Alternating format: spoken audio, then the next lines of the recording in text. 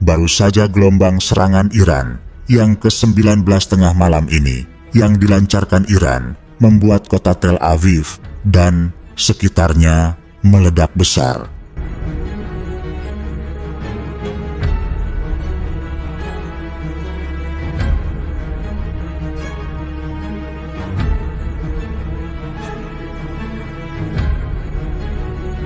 Raungan sirin, peringatan yang memekakan telinga.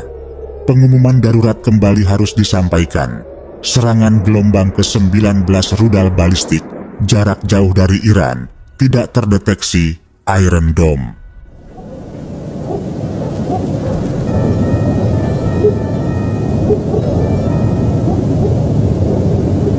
Sehingga warga di wilayah pusat dan selatan diinstruksikan untuk segera mencari perlindungan atau tempat evakuasi yang telah ditentukan oleh para ahli neraka.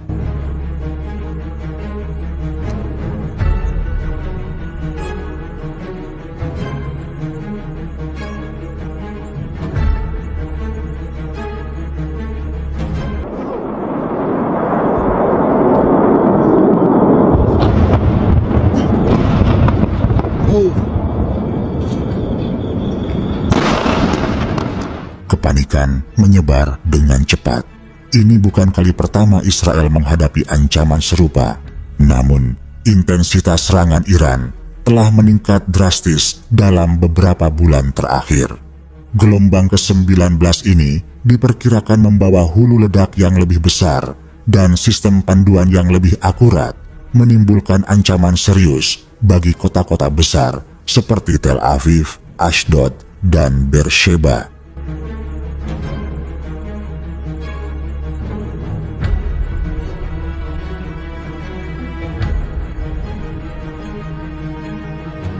Di Tel Aviv, keluarga-keluarga bergegas keluar dari apartemen mereka, membawa serta barang-barang paling berharga dan anak-anak yang masih mengantuk.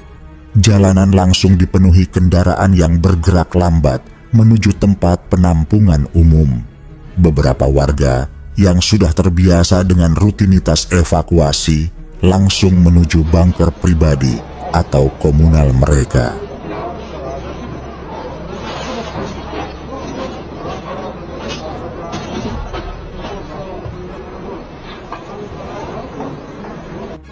Raut wajah tegang terlihat di mana-mana, bercampur dengan kelelahan akibat seringnya terjaga di tengah malam. Diperkirakan, hal tersebut yang dilakukan Iran terhadap Israel masih jauh berbanding dengan yang dialami warga Gaza, ucap salah satu pengamat militer Iran. Ini sudah tidak bisa ditoleransi lagi, ujar David Cohen, seorang ayah dari 2 anak, sambil menarik putranya yang berusia 5 tahun.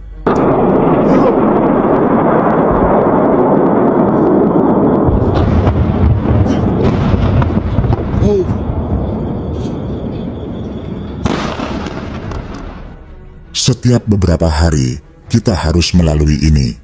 Anak-anak saya tidak bisa tidur nyenyak. Kapan ini akan berakhir, ucap sang warga Israel tersebut.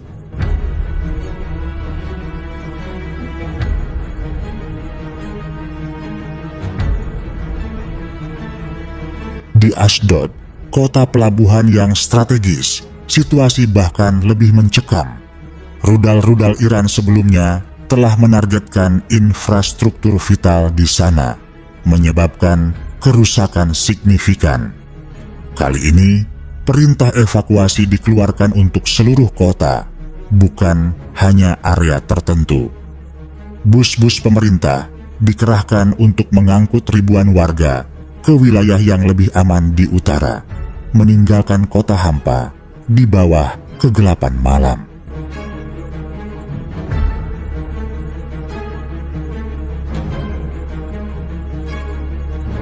Rasanya seperti mimpi buruk yang berulang, kata Rachel Levy, seorang lansia yang dipapah oleh tetangganya.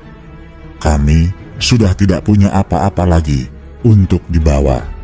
Hanya doa agar kami bisa kembali ke rumah yang utuh.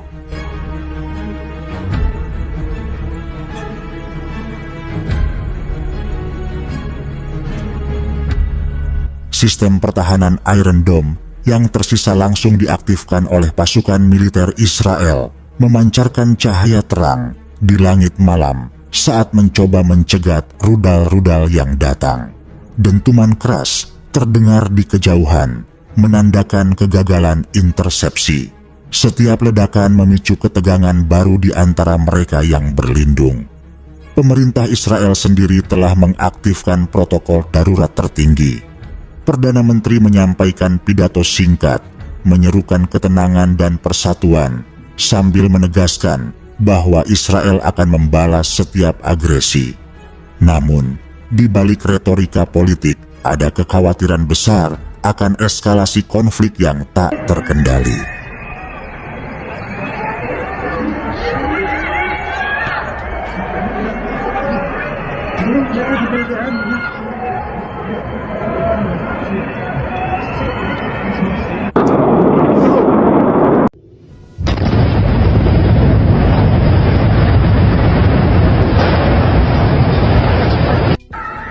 Malam demi malam, langit Timur Tengah terus menyala. Suara sirene meraung sepanjang Tel Aviv. Dan untuk pertama kalinya sejak perang dimulai, Israel terlihat goyah. Iran membombardir bukan cuma satu titik, tapi memecah malam dengan kilatan rudal, drone kamikaze, dan hening mematikan dari ribuan kilometer jauhnya.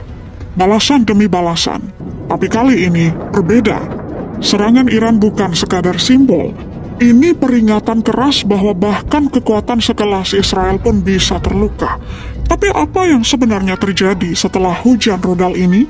Apa dampaknya terhadap sistem pertahanan Israel yang selama ini dipuja-puja?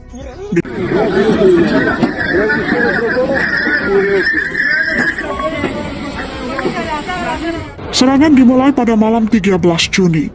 Malam itu, Israel mengira sistem pertahanannya bisa menutup celah. Tapi satu rudal berhasil menembus. Sasarannya, kompleks Kiryat, jantung dari seluruh operasi militer Israel. Sebuah kawasan strategis yang jadi pusat kendali IDF, Kementerian Pertahanan, hingga markas intelijen. Dikelilingi oleh sistem pertahanan canggih, Iron Dome, David Sling, hingga Arrow 3. Tapi tetap saja, satu rudal berhasil sampai. Meski tak ada korban jiwa, sebagaimana yang diumumkan pemerintah, tapi kejadian ini mengguncang psikologis nasional. Jika Kiryat bisa ditembus, lalu apa yang tidak? Apakah ini celah dalam sistem pertahanan mereka? Atau pesan Iran bahwa tak ada sudut yang benar-benar aman? Inilah momen di mana mitos keunggulan mutlak Israel mulai retak. Dan ini baru awalnya. Karena setelah Kiryat, ancaman meluas ke wilayah lain. Dan kita akan masuk ke sana satu persatu.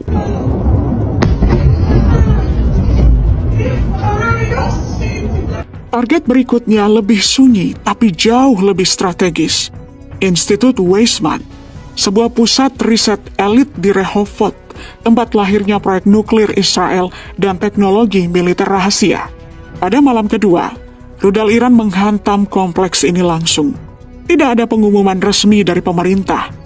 Ledakan mengguncang kampus. Beberapa gedung riset rusak parah, termasuk salah satu laboratorium utama. Asap hitam membumbung dari kawasan yang selama ini tak tersentuh. Serangan ini bukan cuma fisik, tapi simbolik. Iran sedang mengirim pesan, bahkan otak dari mesin perang Israel pun tak lagi aman.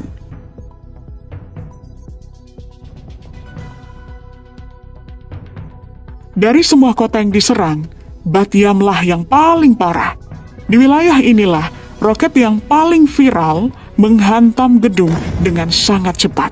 Tak ada sirene yang cukup cepat. Tak ada kubah besi yang mampu menyelamatkan mereka malam itu. Iron Dome gagal di Bat Yam. Ledakan menghantam gedung apartemen, menghancurkan beberapa bangunan rumah, dan puing-puing berserakan. Jauh dari Bat Yam dan seolah ditutupi pada awal serangan, kota Rishon LeZion ikut jadi sasaran. Tapi bukan sekadar kerusakan. Rishon hancur seperti Gaza. Rudal menghantam permukiman dan kawasan industri. Gedung runtuh, jalan retak, dan kaca-kaca berterbangan. Dalam satu video warga, terlihat puing-puing bangunan berserakan, begitu juga dengan kendaraan yang rusak parah. Warga syok, tapi sekaligus menggambarkan warga Israel merasakan apa yang selama ini mereka timpakan ke wilayah lain. Dan trauma itu kini berbalik arah. אתם לא רואים? חבר'ה, לא רלוונטי, אתם מפריעים לנו, לא שלך, Serangan berlanjut ke Ramat Gan, kota tenang di pinggiran Tel Aviv, dan nyaris tak pernah tersentuh oleh konflik. Tapi malam itu, anggapan itu runtuh. Salah satu rudal menghantam langsung blok apartemen besar di pusat kota. Ledakannya mengguncang seluruh distrik, asap hitam mengepul. Satu bangunan hancur hampir total, dinding-dinding runtuh, puing-puing menghujani jalan, dan rumah-rumah di sekitarnya ikut rusak parah. Ramat Gan berubah jadi tempat tinggal menjadi zona reruntuhan. Sekaligus menjadi pesan tidak ada zona aman lagi.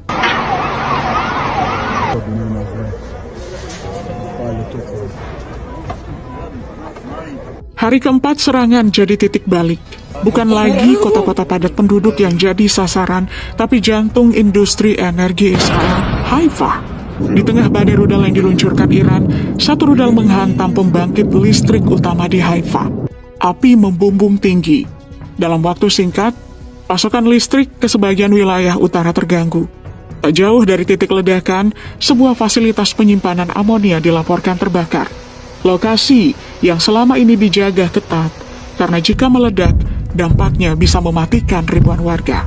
Tak lama kemudian, kilang minyak Haifa, salah satu fasilitas energi terbesar di Israel, dihentikan total karena ledakan hebat. Serangan merusak infrastruktur utama, memaksa shutdown darurat. Serangan ini menandai babak baru, serangan yang bukan hanya menyasar rakyat, tapi sistem energi, produksi, dan daya tahan sebuah negara.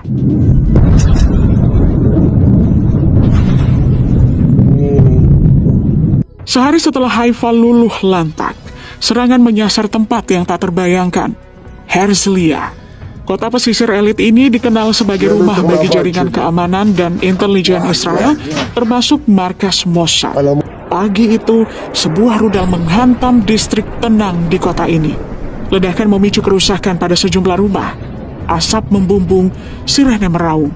Tak ada pengakuan resmi, tapi dari video warga, jelas ada sesuatu yang sangat dilindungi terkena serangan.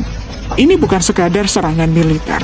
Ini pesan langsung ke jantung kekuasaan bayangan Israel. Tak ada lagi tempat untuk bersembunyi.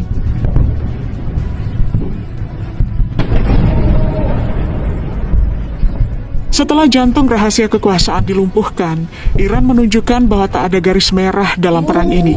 Serangan selanjutnya pun menyasar Bnei Barak, kota ultra-ortodoks di pinggiran Tel Aviv yang selama ini nyaris tak tersentuh konflik.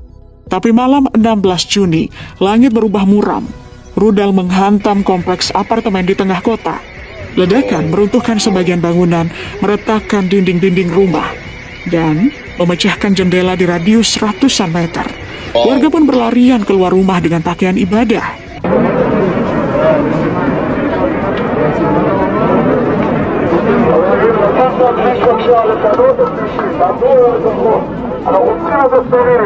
Iran juga menyasar Gusdan, wilayah metropolitan paling padat dan vital di Israel. Beberapa rudal ditembak jatuh, tapi sebagian berhasil lolos. Ledakan terjadi di dekat pemukiman, kawasan bisnis, dan infrastruktur penting. Puluhan bangunan rusak, kendaraan terbakar, dan listrik padam di beberapa area. Gusdan adalah nadi Israel, pusat pemerintah, teknologi, dan militer. Serangan ini bukan hanya tentang kehancuran fisik. Ini tentang rasa waspada yang berubah jadi rasa ketakutan.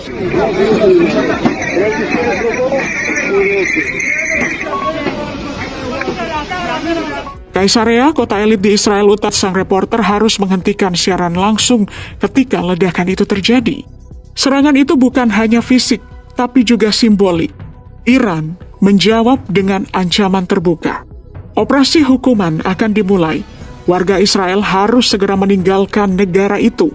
Lalu bocor informasi, Israel tengah merancang serangan paling radikal, pembunuhan pemimpin tertinggi Iran, Ayatollah Ali Khamenei.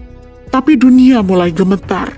Donald Trump dalam komunikasi internal disebut menentang keras rencana itu. Dari Moskow, telepon langsung datang ke Yerusalem. Putin memperingatkan Netanyahu.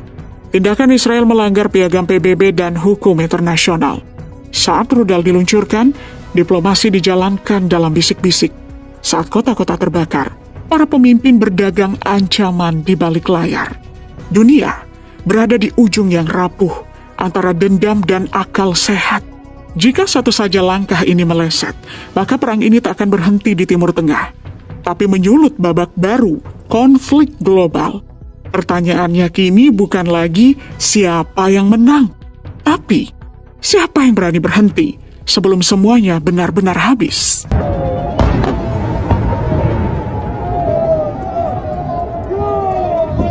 Ya, boy.